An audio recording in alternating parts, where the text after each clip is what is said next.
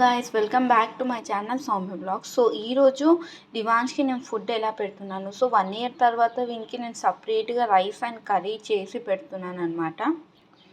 ఎలా అంటే ఒక 50% with curry and 25% with dal and 25% with curd అలా పెట్టుమని చెప్పారు.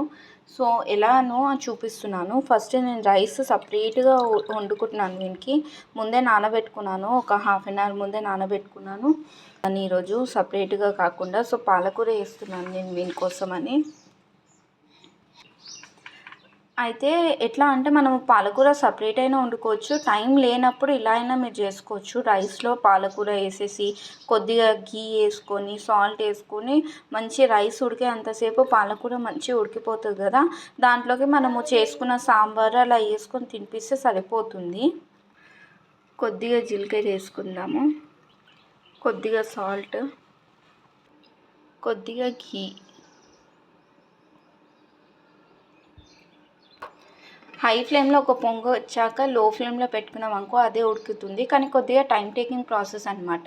అండ్ కుక్కర్లో ఎందుకు పెట్టట్లేను అంటే పిల్లలకి ఇప్పుడు వాడు పెరుగుతూ ఉన్నాడు కదా, మనం ఇంకా మెత్తగా కుక్కర్లోనే వండి పెట్టామనుకో వానికి అదే అలవాటు అయిపోతుంది అనమాట.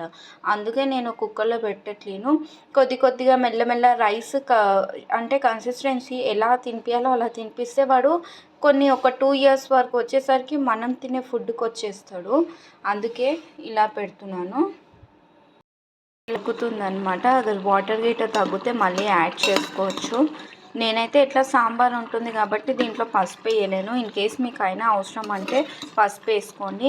అండ్ మీరు సాంబార్ అట్లా లేకపోతే దీంట్లో పెసరపప్పు వేయండి, ఎందుకంటే కందిపప్పు అయితే కుక్కర్లో ఉడకాల్సి వస్తుంది కాబట్టి పెసరపప్పు వేసుకొని చేసుకుంటే సరిపోతుంది రైస్లో ఏదైనా లీఫీ వెజిటేబుల్తో పాటు. ఈ కన్సిస్టెన్సీ వస్తే సరిపోతుంది అనమాట. ఇలా ఉండాలన్నమాట. ఈజీగా వాళ్ళకి డైజెస్ట్ అయిపోతుంది, మెత్తగానే ఉంటుంది. కొద్దిగా రైస్ ఉంటుంది అనమాట. అన్నం మెతుకులో హాఫ్లో హాఫ్ ఉంటుంది, ఒక బియ్యం మెతుకులో అర్థమయ్యేటట్టు చెప్పాలంటే. ఇలా వండితే సరిపోతుంది. మనము కొద్దిగా చేంజ్ చేస్తూ ఉండాలన్నమాట వాళ్ళకి.